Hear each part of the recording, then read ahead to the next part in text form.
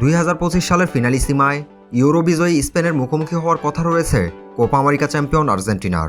তবে বর্তমানে আর্জেন্টিনার ব্যস্ত সূচির কারণে এই ম্যাচ আয়োজন করা কঠিন হচ্ছে।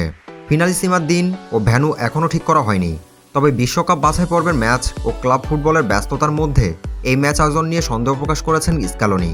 তিনি বলেন, পরের বছর ফিনালিসিমা আয়োজন করা সহজ হবে না, কারণ স্পেন তখন বিশ্বকাপ বাছাই পর্বের ম্যাচ খেলবে। সূচির চাপের কারণে এই ম্যাচ সম্ভব হবে কিনা তা নিয়ে সন্দেহ রয়েছে। স্ক্যালোনি আরও বলেন, আমরা পেরুর বিপক্ষের ম্যাচের আগে অনুভব করেছি যে খেলোয়াড়রা ক্লাব এবং জাতীয় দলের ব্যস্ততার কারণে খুব কমই বিশ্রাম পেয়েছে।